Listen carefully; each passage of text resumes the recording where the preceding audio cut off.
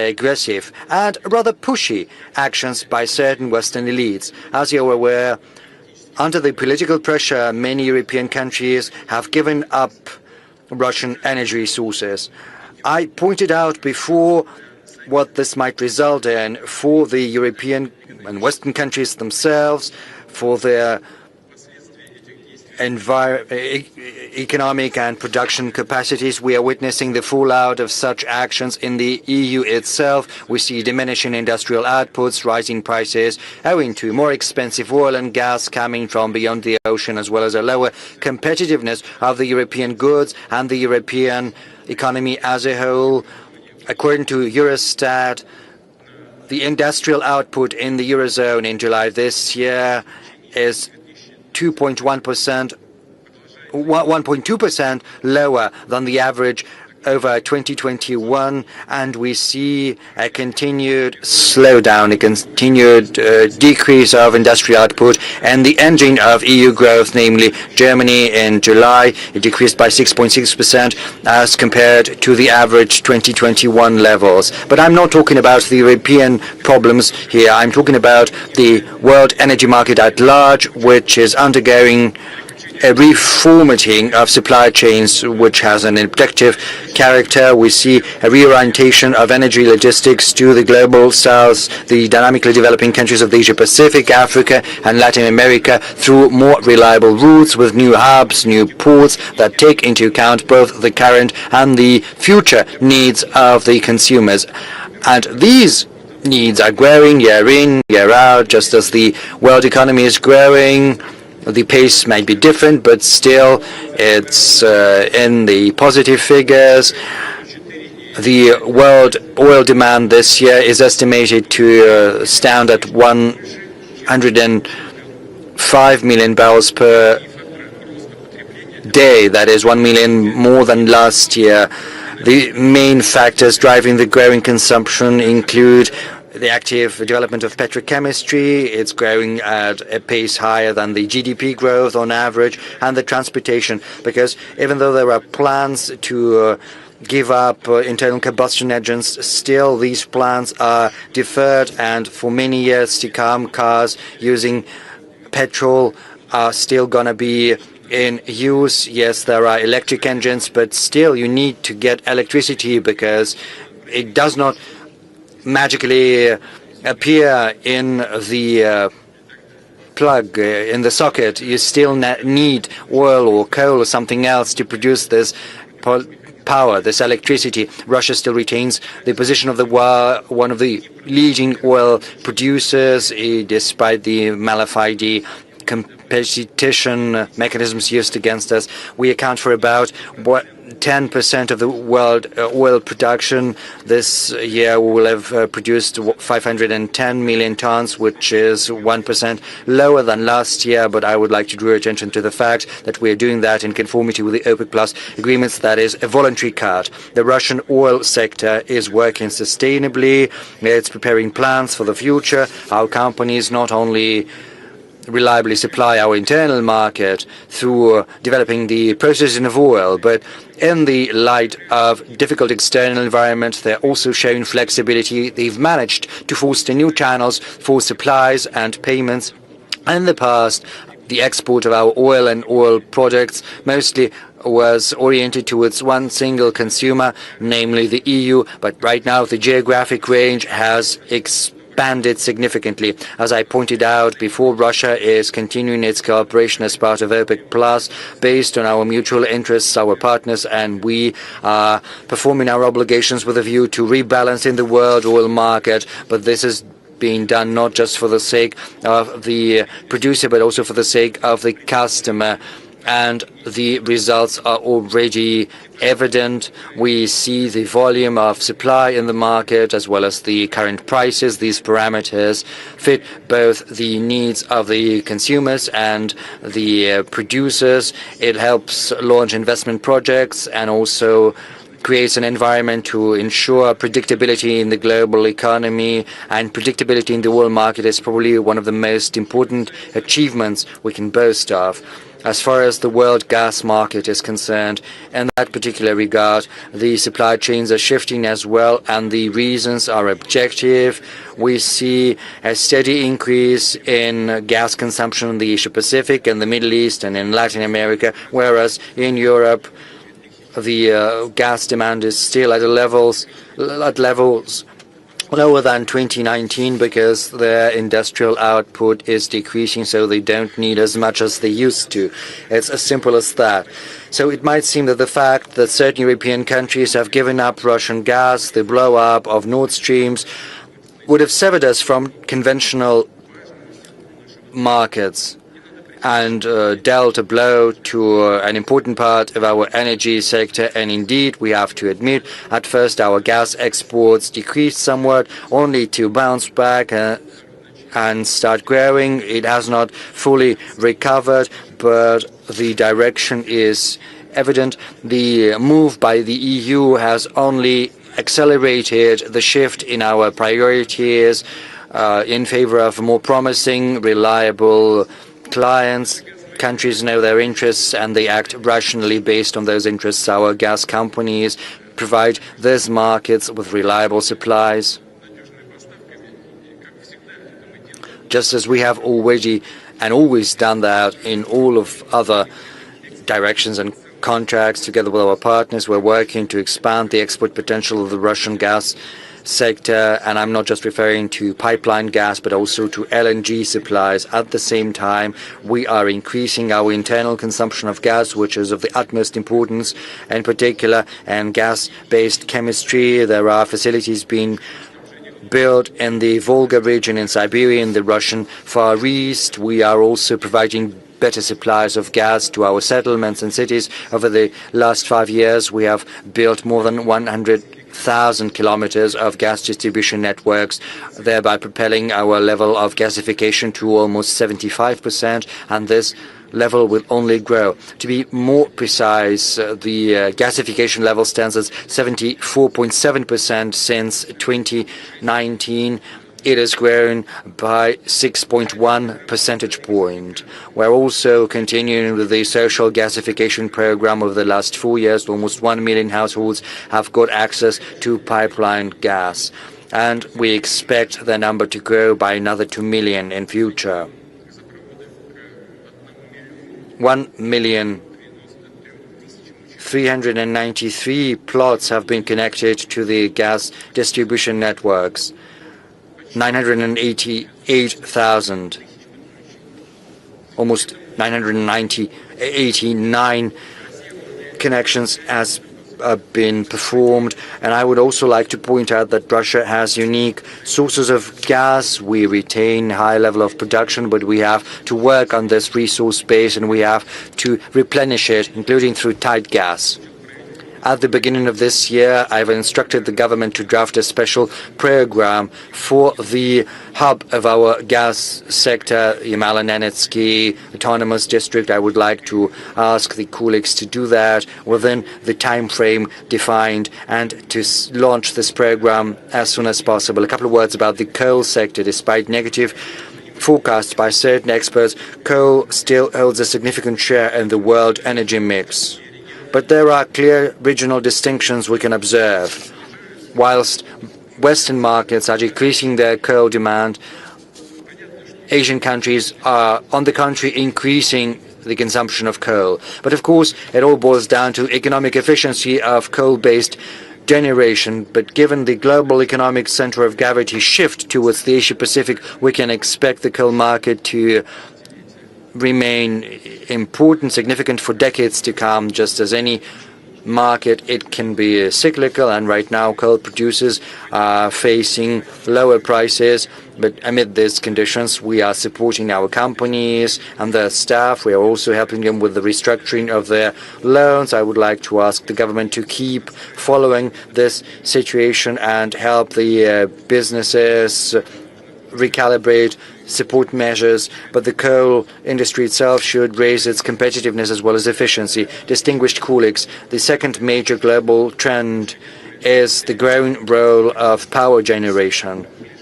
In the next 25 years, electricity generation is expected to double, and 85% of additional demand is gonna come outside the so-called developed economies and the countries of the global south, to be more precise. Russian power grid is one of the largest in the world. Our generation facilities has a total installed capacity at almost 270 gigawatts. And this tremendous complex is working reliably and without malfunctions. At the same time, we see certain local deficit of electricity, primarily in the regions where major industrial, transportation and logistic projects are underway. We need to cover this gap through development of power grids, updating generation equipment and commissioning new power stations. I'd like to highlight that the costs of energy companies should not be automatically transferred into tariffs to be shouldered by consumers. We need more agile solutions, including regulation novelties, managing demand for electricity, and mechanism of investment support in the fuel and energy sector. I expect that the government will provide us with proposals in this regard that we'll discuss during a separate meeting in the nearest future. I'd like to remind you about tasks to develop the retail market of electricity. Its conditions and tariff rate should be aligned both with the generation companies and consumers, households, organizations and enterprises. I'd like to ask the government to prepare as soon as possible the draft concept of development of competitive retail markets of electricity and capacity. I'd like to repeat it yet again. When there is affordable energy, it will necessarily result in modern production facilities and new economy sectors. It will attract flow of capital, technology and talent. In September, during our meeting in Vladivostok, we discussed the drafting of fuel and energy mix for the Far Eastern Federal District of the Russian Federation. This systemic document considers the best sources of energy for each region, be that coal, gas, fuel, oil, or hydropower. It sets long-term volume for supply of energy in the Far East. I'd like to ask the government to define the hierarchy of the fuel and energy mix documents in the system of strategic documents of the country, and together with colleagues from the regions to prepare such energy mix drafts for all federal districts of Russia, and to use them as foundation to shape a modern system of digital management of energy supply for the regions. This system should consider use of different types of fuel and energy resources, the most efficient for each region of our country. Moving on, I have already mentioned it that the Russian energy mix is one of the greenest in the world, and I'm sure that our Russian colleagues spoke about that. That means that the overwhelming percentage of power in Russia, that is 87%, is produced with minimal or zero carbon footprint. By that I mean natural gas and nuclear generation, renewables and hydropower. Our companies are implementing the green projects and long-term generation, not only in Russia but abroad as well. For example, Russian scientists, engineers and managers have implemented more than 400 projects in hydropower in 55 countries of the world. Rushydro, that is our leading company in the sphere, is building hydropower plants and water infrastructure by respecting environmental safety regulations and putting in place efficient and sustainable water usage. Impressive experience has been accumulated by our another high-tech leader, that is Rosatom. It owns about 90% of the global NPP market. About 90%. 110 energy units of Russian design have been built around the world. Russia is the only country in the world that has the competences across the whole nuclear chain. And by building abroad, we are not just erecting facilities, but together with our partners, we are creating the future of the energy sector and related sectors of the country. We are shaping a solid national talent pool, scientific and technological foundation for development of whole countries.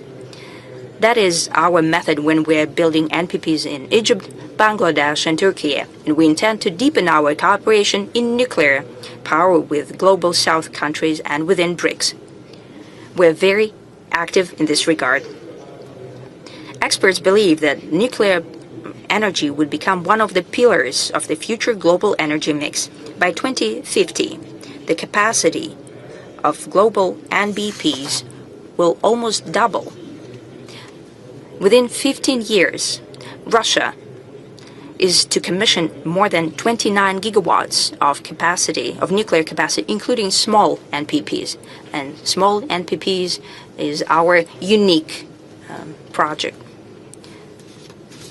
Nothing parallels us in the world. Nuclear generation will be installed in the Far East and Siberia. I'd like to highlight that nuclear power has an abiding role in providing consumers that will drastically change and increase in the future. By that I mean electric transportation that we've discussed already, industrial robots, automatic service systems. Electricity appetites of digital economy is on the rise, including artificial intelligence instruments, blockchain, data storage and processing facilities. The energy consumption by data centers in the world is estimated to be comparable with all of the heavy industry. It is apparent that the dimensions that I have just mentioned are powerful development factors. They largely define the global competitive advantage of the countries, efficiency of national economies, and the quality of life of people.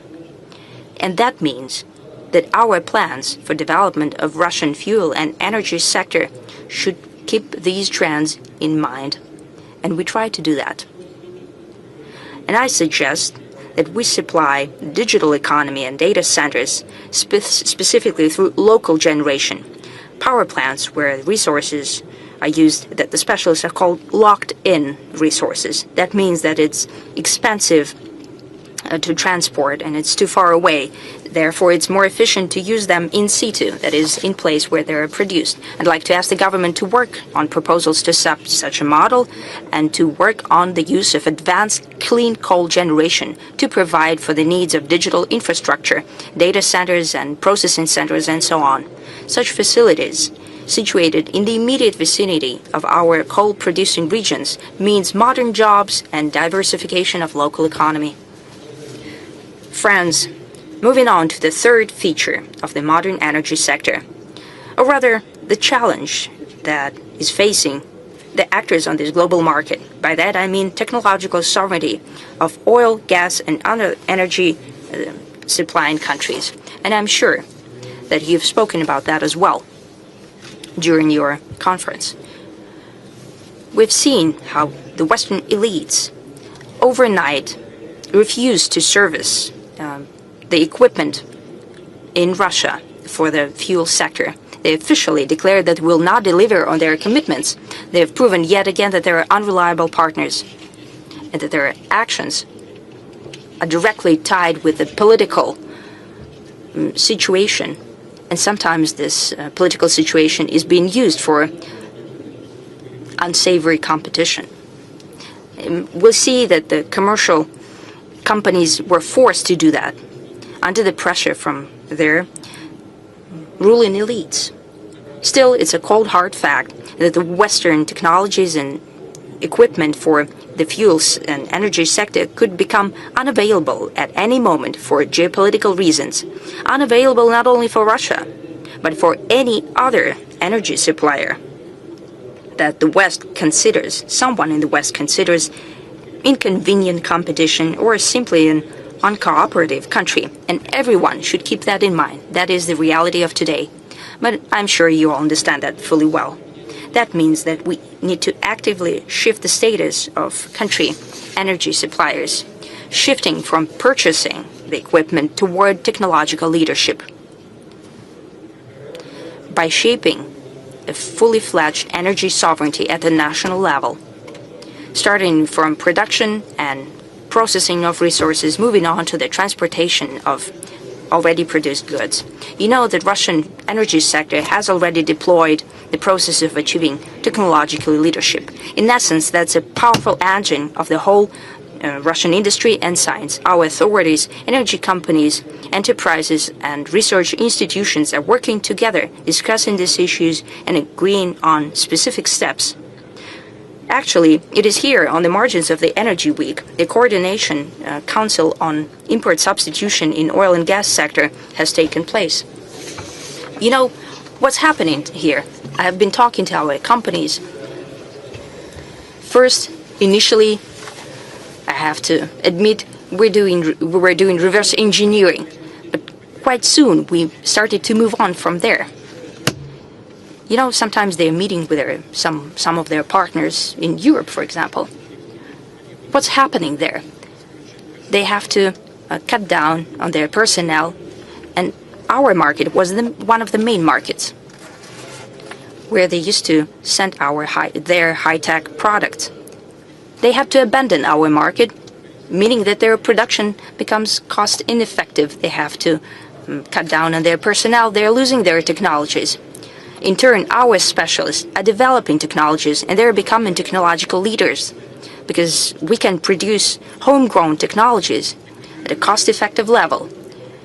And we're starting to get partners from around the world that are purchasing this equipment from Russian companies now. They used to buy it in Europe. That was yesterday, but today they're buying from Russia. So what did they do? So simply, like in that anecdote, someone buys a ticket just to spite the train driver and does not get on that train later. That is the reality of today. Domestic services are already covering the main demand for boron in Russia. We have increase in manufacturing of production equipment and chemicals. We're introducing our homegrown technological solutions in servicing deposits and infrastructure.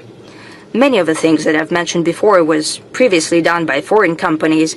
Now it is being done by our specialists.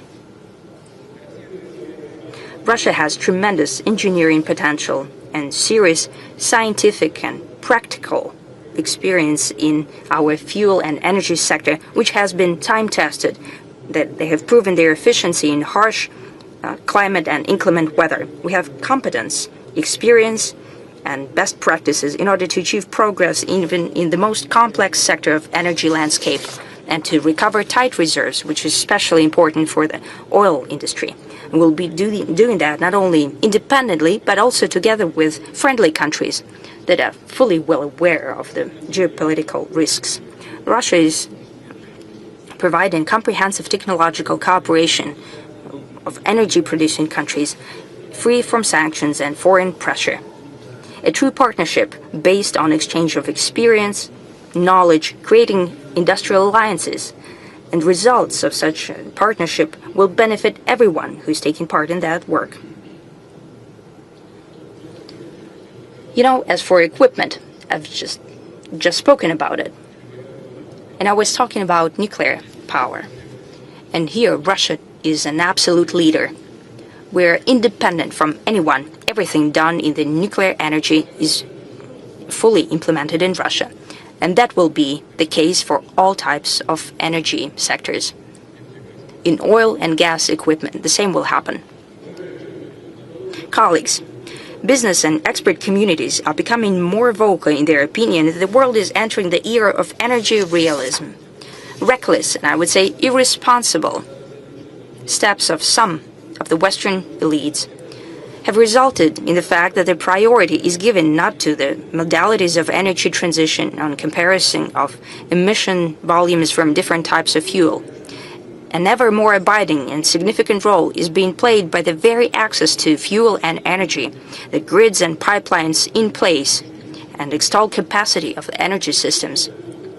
Amid these conditions, it's especially important to efficiently manage recovery and inventories of resources to ensure technological and environmentally friendly development of the industry in order to saturate domestic market, achieve national development goals, and execute on foreign commitments. We have always done that and will continue to do it. That is one of our absolute priorities. Understanding all these tasks and challenges, Russia intends to strengthen its position as the global energy leader and to develop partnership relations in order to build a just and sustainable model of global energy in the interest of the future generations. I hope that the convening of the Russian Energy Week will make its own tremendous contribution to this joint work that we're doing together. I'd like to wish to participants and guests of the forum every success and all the best. I'm sure that already a lot of many useful meetings have already taken place and many discussions have taken place. We're only happy that this is happening. It means that the goal why we're inviting you here to Russia is being achieved. Thank you. Thank you.